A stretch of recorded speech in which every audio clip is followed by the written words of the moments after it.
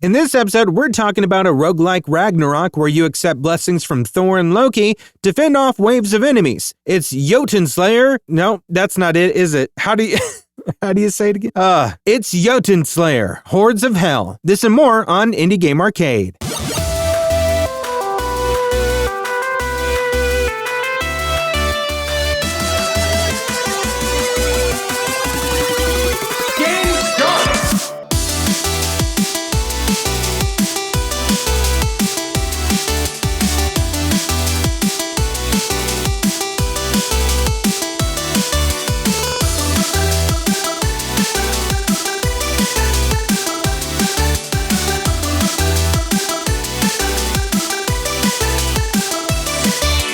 Welcome everyone to Indie Game Arcade, a podcast that deep dives into the latest and greatest indie games. My name is Chris. Hang on.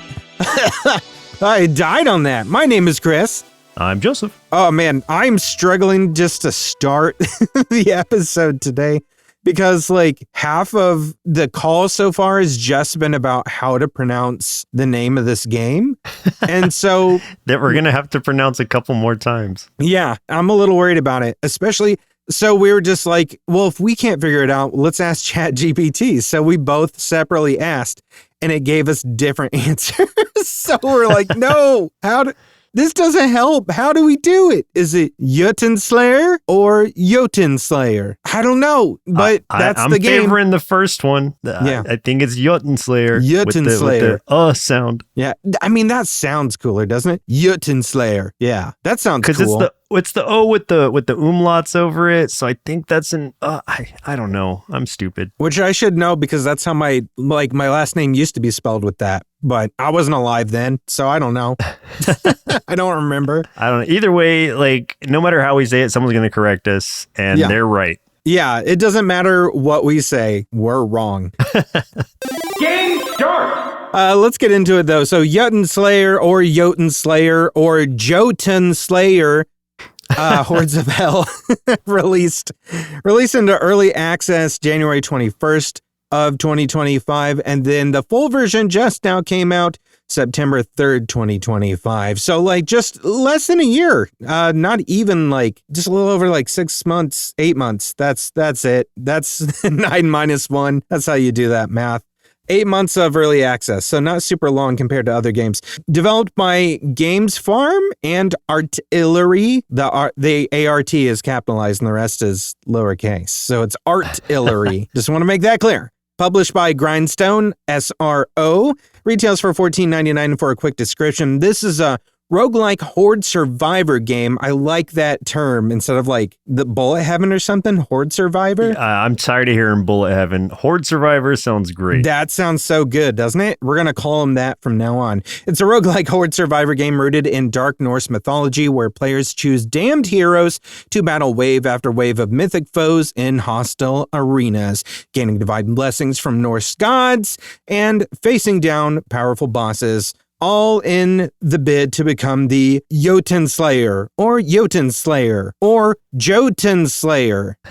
I'm just trying to cover all my bases, bud. Throw it all out there. There you go. Yeah. If I say all of them, I can't be wrong completely, right? Like one of those has to be it. So you're kind of in the spot where you're neither right nor wrong. Yeah, but it's the information is present. That's all that's required. Is that I put something out there and one of it's got to be right. That's how journalism works, doesn't it? Sure. That's how life works. Yeah. Just say it all. You'll be right with one of them. Exactly. Hey, you played this game. You wanted to bring it today. Tell me all about it because I'm looking at it. I'm digging it. It looks really, really, really cool. It's kind of giving me that like sort of like Diablo 3-ish kind of vibe as far as like how it looks. And I'm kind of ready to throw down and play this thing already. This is a horde-survivor game that I think you'd really like just right off the bat, because if you think of ones like some of our favorites, like Soulstone Survivors. Yeah, like Soulstone Survivors and I mean Vampire Survivors to some degree as like the starter. Rogue but it's Genesia. the same Rogue Genesia. The same idea is present, but this just takes place in the dark realms of Norse mythology. I don't remember what the exact story is. It truly doesn't matter because you are just kind of thrown in there as the berserker character first, who you're gonna feel when you first start playing this game. I just want to get this out of the way. You're gonna feel like, oh, this is like way too easy, because it starts you out on easy mode. On Chris mode. It'll tell you such. Yeah, it'll tell you that it's easy and like that you're playing on the easy setting for this first level you're going through. So you're just going to like crush through it. And I am here to tell you that there are no more easy missions after that. Oh, no. I think there are a total of, I believe, 5, maybe 6 like actual stages, but each of them has a varying amount of difficulties to them. All the other ones are defaulted to normal. There is no easy mode on all the rest of the levels. And the normal mode is pretty tough, like unless you are upgrading your like your meta progression characters and or gods that you are taking on. So in a very Hades-like manner, you're not only do you have your own powers that you're just building up on and getting in the way that just any kind of roguelike does, where you've got the choice of 3 every time you level up. And some of them will be at first you'll have to choose between 2. You choose either most of the time it's either one of your skills or just one of the god's skills that you have unlocked at the time. And those can be Odin, Thor, Loki, like you had said earlier. And there's a few more of them. I think up Freya. to 8 potentially. Yeah, Freya's in there. And then the Nidhogg, which is like just like underworld dragon or something. I think it was described as some kind of worm or something. That is what I just unlocked, but because I just unlocked the last level, like literally right before recording this, I unlocked the last level, which was Helheim, and I unlocked the last god and the last playable character. Dang. And so I haven't played as those yet, but like none of that means anything, because that's just to unlock all of those. You just have to be playing on normal to get to that point. You can't even play on any harder until you beat a level on normal, because then that unlocks the next level of difficulty for the stage. And with all of that, you can then get extra weapons, or not extra weapons, but like a different weapon for your characters, which can range from, I wouldn't say that any of them are like necessarily better than the rest. Some might be, but it's more that they just do different things. So your attack's going to be different and your special ability is going to be different starting out. Let's say one of them like increases your attack speed, and then another one just increases the amount of damage you can take, things like that. There's just a variety of things to the initial weapons that you're carrying. Like that's your basic equipment. And then once you start playing on hard mode, I think there are probably like 5 skins per character. So that's where you're starting to unlock more just cosmetic things. I don't know that those actually do anything outside of just look cool in different ways. The graphics of this game are really good too. Like, this is one of the best looking Horde Survivor games I've ever played, and it runs very smoothly too. Even with a ton of enemies on the screen, like it might have like started not chugging, but it went down from 120 FPS to like 90 FPS. And so that was like the worst hit that it had. But it wasn't like Rogue Genesia, where it's like there was one point where there was so much on the screen it hit 3 FPS at one point, just because it would just overloaded the system. And I got an achievement for that, which was funny.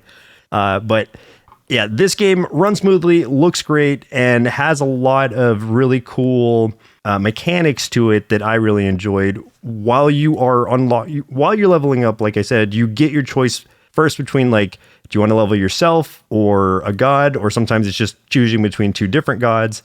You pick that, and then you will dive into their abilities. And the abilities, some of them are one and done and like passives or something. And then the others are actual like automatic abilities that are on like a recharge. And with those, they will have levels to them. So like you can get one at level it'll say like 1, 8, 16, and then 20 or something like that. And so like you wouldn't be able to actually level it up to the next level until you hit that level, and it becomes like available in your choices, you know, through RNG. So once you get up to like level 16 is usually where they cap off at, like at first. And then once you start getting into the meta progression of it all and unlocking things outside of runs, that's where you can evolve a skill to be able to hit its 4th level, which I was thinking might just be like a gradual like increase. So it's like, oh, it's just a little bit stronger than the rest. But these 4th level evolved skills are the bread and butter of how I survived my normal runs. So I'm thinking they're going to be absolutely necessary for hard runs and beyond that, because they are changing. Like one of them, let's say I had something that just fans daggers out in front of me with one of the characters. And normally it did like, I don't know, 5 to 8 daggers, something like that, up to level, you know, it progressively got up to 8 once it hit level 3 of it. Then once I evolved it and got the level 4 one and actually was able to choose that, it made it like 27 daggers. So it was like a huge increase. Yeah. So it is like, those are game changing when you can level it up to that. So it's worth kind of sticking with skills for as long as you're able to. You can only have, I believe, 2 to 3 of like your character skills and maybe 2 or 3 god skills at a time. The rest have to be the passive choices, but you can only have like up to 5 skills going at once. So that's where it's like it caps you off a little bit.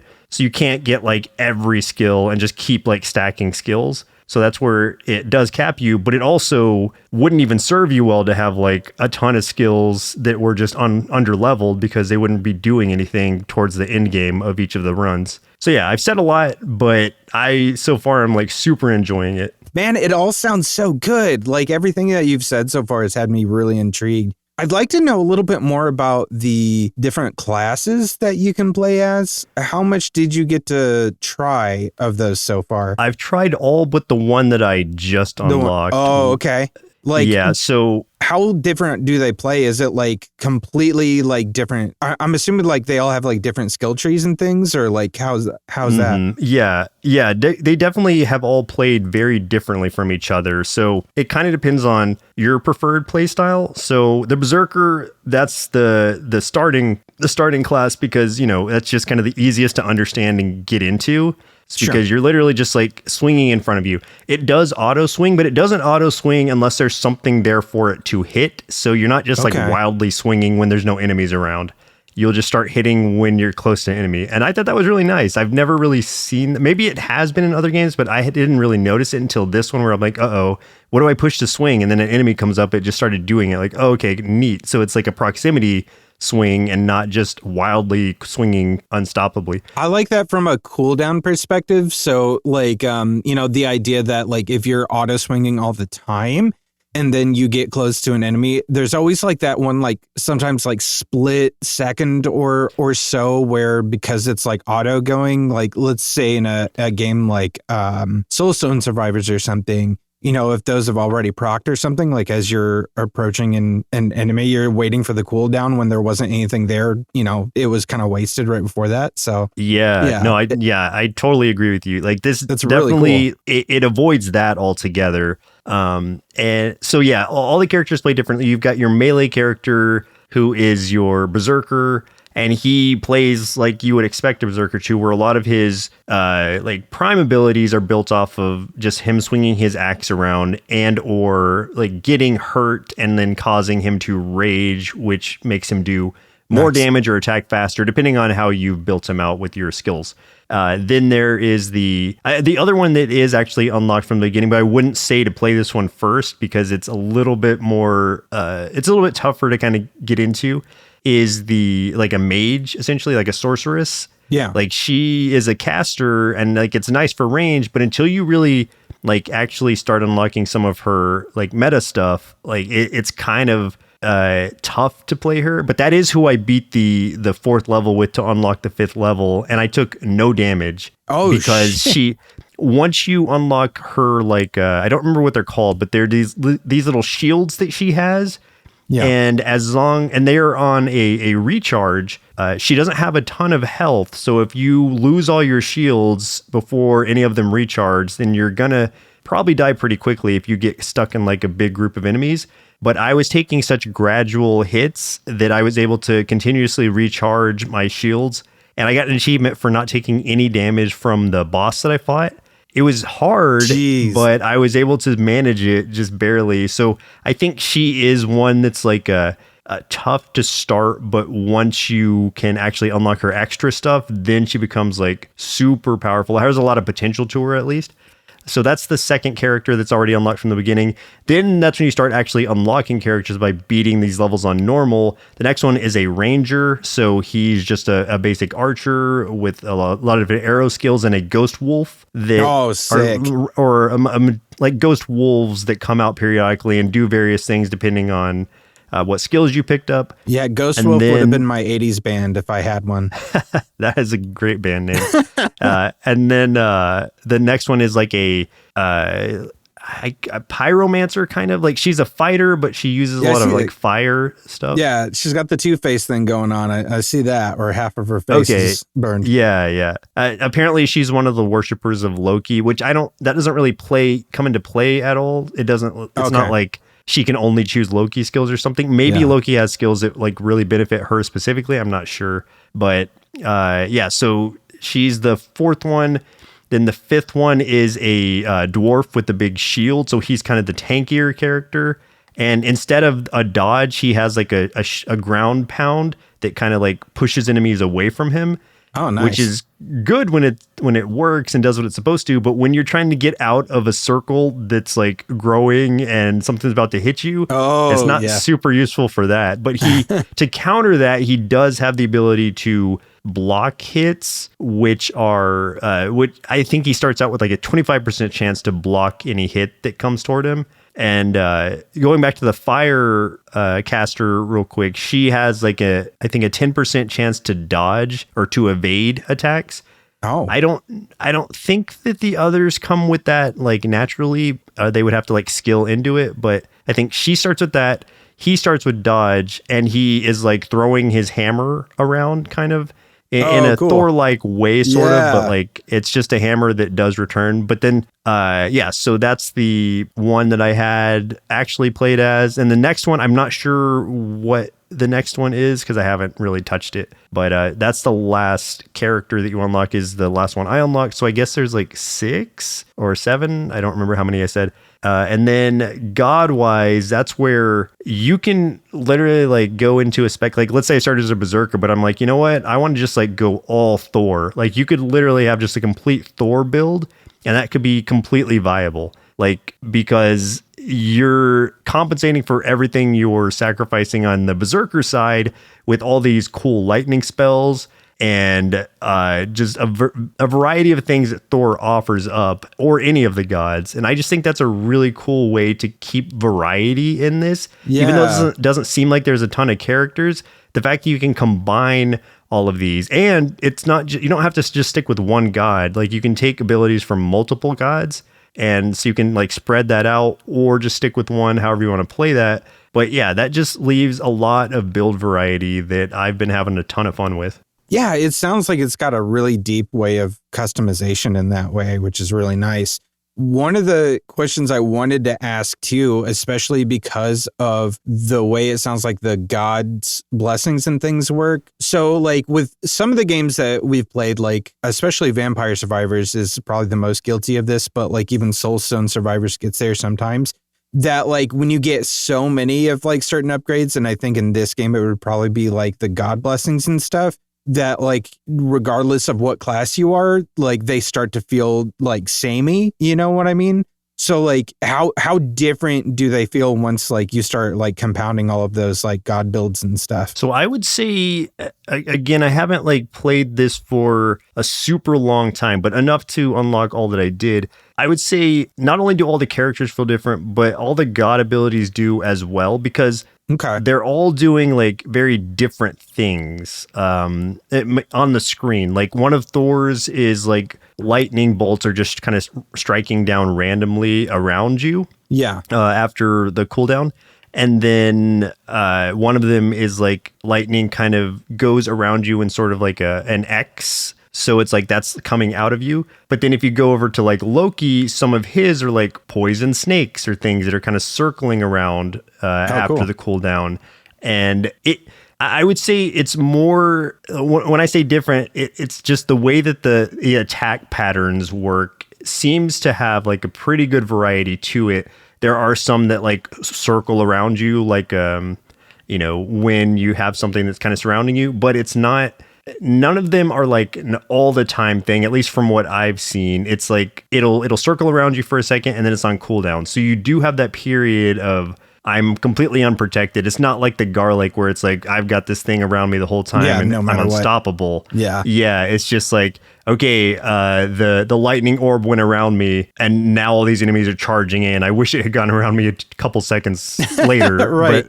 But it's like, yeah. So having to kind of like position yourself to wait for these things to go off, or maybe your part of your build is like making sure your god abilities are on a shorter cooldown. So that is happening more often. There's a lot that I would say a lot to think about, but it's not like super complicated. It's just a matter of like, wow, this actually feels challenging in a really fun and I would say fair way. I've never felt like, oh, that was super cheap in this, like unless I went in and like didn't try to upgrade any of the like meta abilities, like the outside of run abilities, which are I'll comment on those real quick because like I said, those can either evolve your present skills or sometimes add new ones or new passive skills, whatever. Like that's what your currency that you're getting during the run will afford you, and you can switch it up freely at any point. It doesn't cost anything to respec, so like you're not stuck with like, oh, I'm gonna put these into the berserker. Oh, but then I don't like playing the berserker anymore, so now I have to wait to get them all for the archer or whatever. It's like you can respec completely for free at any point and just like take all the points back and just redistribute them. And they, like I said, they also go to the gods. So same deal. So it's like, okay, this one I want to shoot for kind of a Loki archer run. So let me put the like the meta abilities points into both of them, and then hope that Loki starts popping up when I play as the archer. Yeah. But I love that because it isn't forcing me to, it doesn't feel like I'm forced to play just to get more ability points. Like I want to keep playing because it's fun and I can try out a bunch of different things without committing to something permanently. So that was really nice. I'm really digging the boss designs and stuff too of everything. Like the bosses are so cool. They look awesome. And like what I love about that too, I made the very early comparison that it reminds me of like I specifically said Diablo 3, but like just thinking about from that series in general, the designs of all of the like archdemons, like Mephisto and Diablo and Ondariel and all of them, and just like I always loved how each of those 7 had just really monstrous, distinct designs and stuff. And like that is how a lot of the bosses in this look. Like there's one specifically that reminds me sort of like a mix between Ondariel and Lilith a little bit. Also, the bosses do have, at least some of the later bosses had like different forms, sort of. Not forms as much as like different styles of fighting, the more hurt they were. And so that's where it's like, cool, I'm not just like beating on the same like boss that's doing the same patterns throughout his entire life. Like as he gets more hurt, oh, now I'm on a different screen and I'm having to dodge these things that are coming around. Or, oh, now he's shielded and I have to like break these other things to make him unshielded. So it's like, it's even mixing it up on the boss side of things. So even though it seems like, okay, there's not too many characters, there's not too many gods, and there's not too many levels, the fact that like all of it has so much variety to it is making it one where I don't, this is one where I'm glad that it was focused on the quality versus quantity, where it's not like, oh, there's 100 characters or there's 100 levels to unlock, but then they all start to feel samey. It's like, no, these are very specifically feeling different and unique and fun, but also doesn't feel like a huge time commitment to kind of like go through any of these runs. So all that adding together, I think this is just a really kind of chill one that I can go back to when I either don't have a ton of time to spend in it, or just want to play because it's fun. Yeah, man, this is one that I like. I legitimately think I want to fire this one up this weekend and play it because I know you would like great. it. Like it's very good. But again, like it's gonna get harder. Like the first level is gonna be very misleading and seems way too easy, and it is, because it does not prepare you for how hard it starts to get. I'm going to be like really enthusiastic about it for like the first like 20 minutes. And then I'm going to be sending you messages like, what the hell, man? Like, you jerk. What am I doing wrong? No, What it's like what Fortnite does, where like when you first start playing it, it makes you go up against bots. So you feel like, oh man, I won a Fortnite. So good.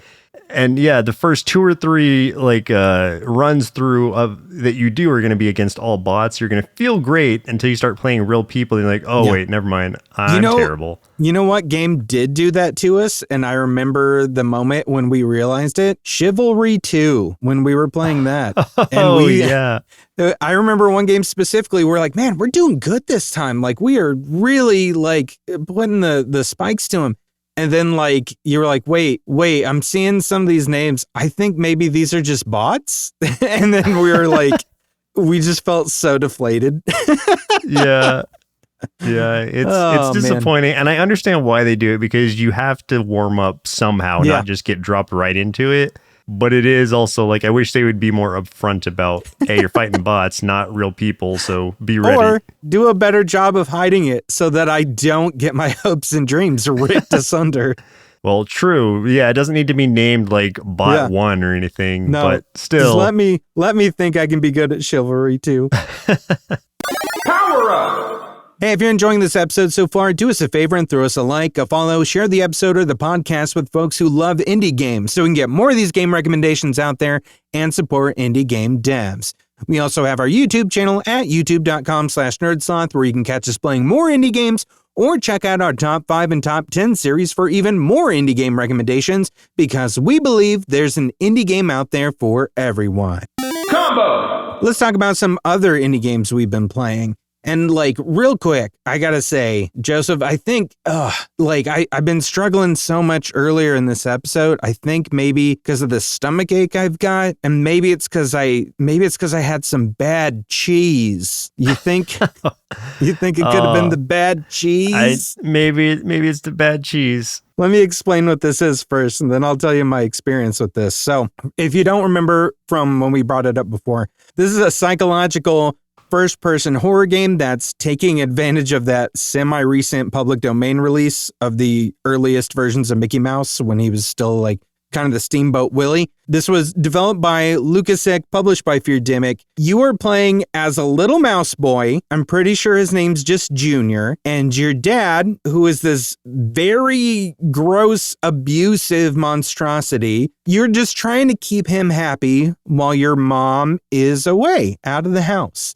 So you were like going through the house at different points, like during the day and stuff, and having to do a whole bunch of things in the forms of like mini games, like cleaning, cooking, fetching pills for daddy, killing spiders. And like you're wandering just through this extremely gloomy maze-like house, all done in like the grayscale and kind of rubber hose kind of look that you would imagine from the Steamboat Willie sort of era.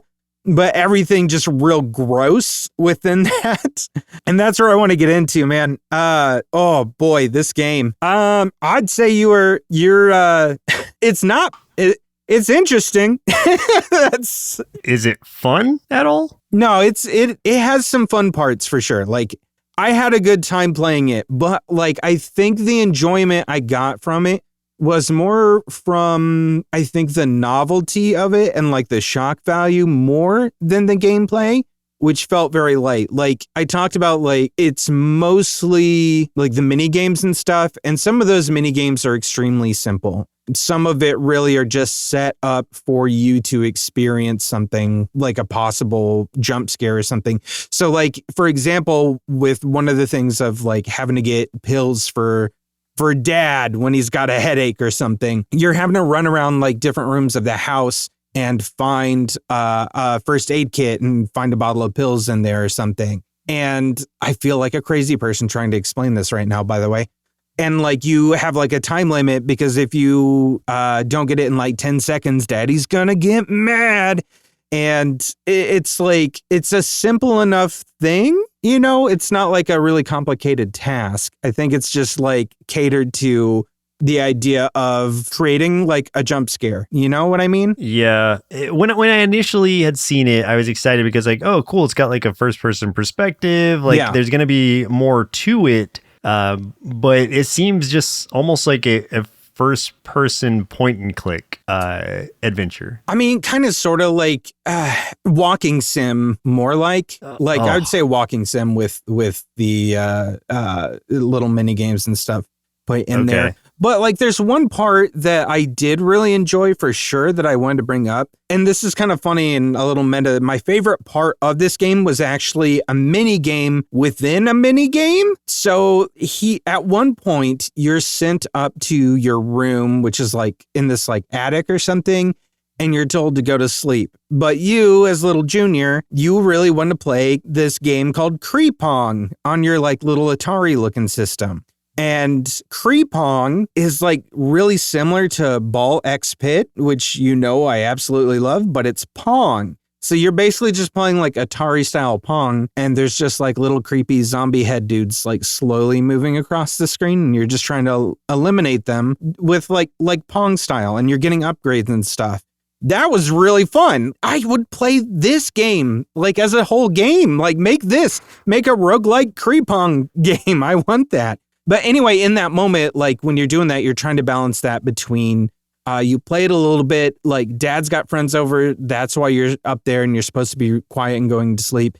If they like hear you playing or something, they're going to come up to the room. So if you like start hearing the footsteps or like creaking floorboards or any talking getting louder, you have to like run back across the room real quick, jump into the bed and pretend to sleep. And like, God, dad's friends are so gross. They look so nasty. Ugh. But anyway, like in that part, it felt a little Five Nights at Freddy's from that idea of like having to do like the back and forth kind of stuff and pull the covers up over you. And so like there's parts of this game that I think have some like really good stuff in them, especially the Kree-Pong thing. I'm never going to let that go. Like that's going to haunt my thoughts forever, that I just want that as an actual game.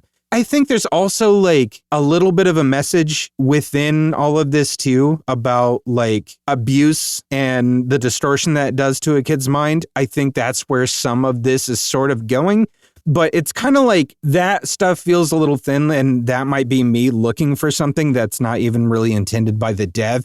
It might be just a game that they're like, you know what, let's make something real gross using Mickey Mouse. And maybe that's just the idea. So if like that sounds good to you, it's $12.99. This feels like one that it's like visually appealing, but it doesn't have much going for it on the gameplay side. But I don't, some people might be looking for that kind of experience. Like it's just like it's just about the presentation more than it is the gameplay. Yeah, I think so. And there's plenty of games that I've enjoyed that are like that, especially like a walking sim or something.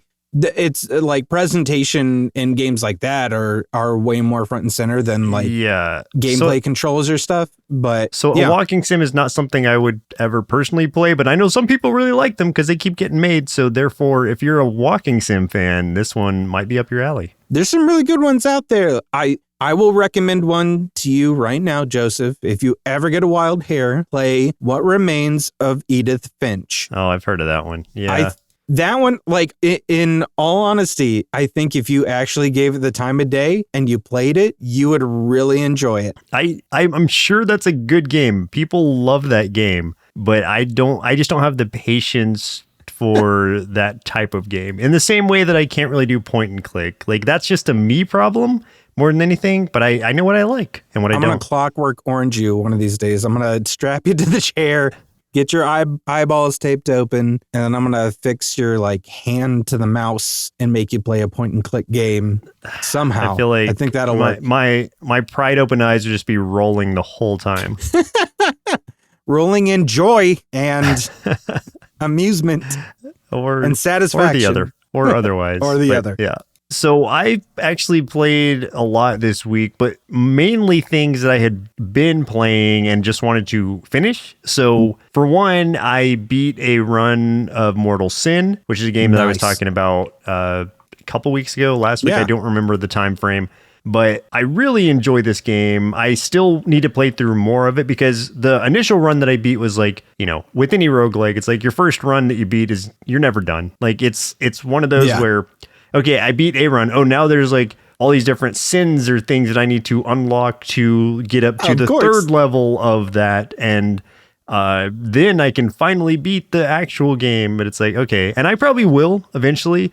But for now, like I was satisfied just getting to that point because it was pretty challenging even to beat that run. But once I got really into it, I was really enjoying my time with that. So that one is one I can at least put to rest for now and just come back to beat the other portions of it, which I probably will because I do think that's a really good game still. Do you ever get sad about like the high amount of games that like you beat it and then they're like, but now you got to beat the real game, and you're like, but not really. I'm so used to it now that I expect that much from especially from a roguelike. Well, like roguelikes, part of the course. Sure. Yeah. Like especially with like when Atomic Owl did it to you the other day, where it was just Atomic Owl because it like changed it up entirely for me. Like, I beat it, but now I have to beat it in a way different way, and it's like, oh, okay, how's this gonna work? But now you have to beat it. Yeah. One that I had a great experience with and does not require me to come back for more is Kill the Music, which I also had talked about in a prior episode. That one is just a relatively short and sweet adventure. Well, not adventure, but it's a horde-survivor type game in the same way, and it's a roguelike. So, but it's a rhythmic one, so you're doing it to a beat, which I really found entertaining, and it's like such an easy beat to follow. But it does change it up. Like what I would recommend is not playing it on the easy, not playing it on normal, but playing it like one above normal, which is like you have a steady beat when you're not powered up, and then when you power up, it does a double beat because that's what was easy for me to keep up to, and that's what the attack pattern actually follows. You could do it one more up that is like double beat both normally and powered up, but your normal double beat is not actually hitting to the double beat. It's just a single beat hit, and you're just doing it to keep pressing the button. So my recommendation is just play it on the one that's below the double beat. It'll tell you which one it is, like, and describe it to you very clearly, so I knew what I was getting myself into. And it was just super fun to follow through. I had a great time like keeping the combos up and like getting to the point where some bosses would just like die almost instantly because I was just had gotten a setup that if I kept my beat high enough that my attack power would go up with that and things to that degree. Like it wasn't like super hard, but it definitely has its challenge to it. And it just feels really satisfying being so interactive at the same time. So where most horde-survivor games are just like, you're just waiting for that auto hit to come through, this you are like actively participating in if you want to like get it right and just like keep yourself powered up. In the same way with like a turn-based RPG where we like the ones that you can interact with the attacks, this is kind of the same deal, but on the survivor side of things. I just love the look of that game too. Like I think about that constantly. It was beautiful all the way through. And then the story was just so heartfelt. It was great. Yeah, man. The aesthetics of that game are just like one of my favorite ever. Somewhat of a mix of that. Oh, I'm trying to remember the genre term for it. It's like a newer thing that I learned about recently. It's like Shibuya punk or something, I think is what it's called, Shibuya punk. I haven't heard that one. Yeah, I might be wrong on it, but I think that I don't think I was. Anyway, yeah, I absolutely love that game too, and I want to get some more into it. Maybe after I do some slaying of Jotuns, something like that. Yeah, so, for sure. I completed it in about 6 hours. Doesn't mean I've unlocked everything, but I at least beat the story. There is like a next thing I can do, but I think that's more of a added challenge level. I don't think it's like a whole nother story that I have to play through again or anything. So that's one just if I wanted to keep playing, then I have that option, but it's not anything that's super time consuming either way. I finished it in about 6 hours. Hey, and I was right. Shibuya Punk, also known as grind fiction. That was the actual term I was trying to think of, but I knew it was also Shibuya Punk. Is that like Jet Set Radio kind of deal? Think of like Jet Set, think of Parappa the Rappa, think of Crazy Taxi, Lethal League Blaze. So is it just the graphics and like the theme to it, or what? Yeah, it's a little bit of like that sort of like art style aesthetic, along with the sort of like sort of street punk kind of vibe to it. Yeah. Okay, cool. So very like graffiti, street gang, roller skate, like punk sort of vibe, usually with a lot of bright colors. Yeah. I do like those kind of games. I've not played, what is that one that's like a follow-up to a spiritual successor to Jet Set Radio. Oh, there's like Bomb Rush Punk something. Bomb Rush Cyberpunk. That's what it was. Yeah. Yeah. That one, yeah. I've not tried that. I wonder if that was any good. I've heard some pretty good things about it. I haven't gotten a chance to play it either. I'm not sure. Like, I want to say I think it's on Game Pass, or at least it was at one point. So if it is, then we have no excuse. Yeah, I got to try it. Final round. Let's talk about some upcoming indie games we're excited about. I have two for you today. One of them is called Pool of Madness. And all I wrote down for my notes is one of the descriptions that's on the Steam page. This is what the dev wrote. Imagine Balatro and Inscription had a baby that taught itself to play pool with bullets in hell. Oh, that just kept getting, I didn't know what to expect from any of that, but it wasn't that. It's like a weird Lovecraftian horror pool game, which with is bullets. Like where you're like, where like you aren't just using a pool cue, you're like shooting the pool balls. What? Yeah, man. Okay. And there definitely looks like there's like creepy stuff that happens too. And like, I'm just like, the only thing I've really seen is like some of the screenshots of this. And like, I see like a really bloody pool table. I see like a miniature cannon firing at the pools. Yeah, man, there's like a face hugger floating around in the background. So that's all I really needed, man, was just to know that I could play pool in some sort of eldritch horror game. And that would be, fun and celebrated. So it's developed by Bit Golem, which put out a game quite a while ago called Dagon, and it was a free game that was like based off of the Lovecraft work of the same name. And that one is one that I'd played quite a while ago, and I have like a full video of it up on our YouTube channel. It was simple, but it was like really good. And the atmosphere of that game was super, super creepy and just looked really good. So I'm very excited to see what they're going to do with this game. Okay. Yeah, I could probably get into that. I mean, it sounds weird enough to where I might just like it because of how weird it is. Yeah. If it has really good gameplay mechanics behind all that weirdness, so much the better, because it sounds super unique. And that's what's kind of drawn me in, is that, like, it almost kind of looks like a mix of like almost like a buckshot roulette kind of thing, but with pool and maybe some sort of like weird like synergies and things going on. Like I see like all the pool balls have like different runes and stuff on them too. And there's like a big skull in the middle. Like there's all kinds of weird stuff that I'm seeing. So like, yeah, it looks like it could be a really interesting game for sure. Cool. I'm into it. The other one I wanted to tell you about is called Montabi or Montabi. It's probably Montabi. I don't know. Hang on. This is a creature collector, roguelike deck builder, turn-based tactics RPG. Do you need any everything? More Hold on. How do you spell it? Montabi. Montabi. I gotta look this up. You're gonna love this like instantly. This is one of the ones aesthetically. Yeah, I'm very into this. Go on. So like you are building your deck by taming and assembling a team of Montabi. You engage in turn-based battles, strategically utilizing their unique abilities. So you're like assembling teams that have synergy and stuff like that, all in like this through the story of you are trying to save your city from like an evil force that's like taken over. And like everything about this game looks so cool. The designs look really good. The creature designs, which are the what's called the Montabi or I don't know, man. I don't know how to say anything today. The creature designs remind me a little bit of like the designs from Dice Folk. So like I instantly really loved that. The layout system is really cool because the battle grids almost sort of resemble a binder too, which is kind of neat in like the way the grids are lined out. And then you literally are collecting a binder of cards for your like creatures and stuff that you're collecting. Like just everything about this looks so sick. It looks like you capture creatures by throwing cookies to them, which I think was really cute. Like they're not in Pokeballs or anything. You just are bribing them with treats. Hey, and, it would work on me, that man. That makes sense. Yeah.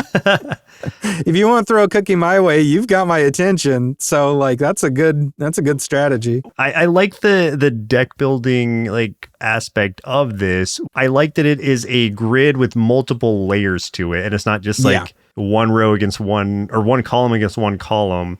So that's interesting in that you have all these different placement options, and it looks like there's like a timeout wishlist or like an area where you are off the grid for a bit to heal up. So I think there's going to be some cool strategy to this. I hope. I've wishlisted it instantly. Yeah, so same. I'm very excited. I don't like that it says coming soon. Give me a date. Give me a general idea. Neither of the games that I looked at or brought up have a date yet, and it's like, oh, please give it to me. Well, it's going to be a nice surprise because it doesn't even look like it's going to be an early access thing. It looks like it's coming right out in a 1.0, which is super cool. Love that. Heck yeah. Okay, yeah, I'm very into this. If this is the one you were talking about, like before we recorded, then you were right. It's not, but I knew this would be one you would like to. Okay, interesting. Hey man, so the stakes are even higher for the next one. I am bringing you some games this week. You're bringing some gems. You wait till next episode, bud. Wait till the next episode. All right.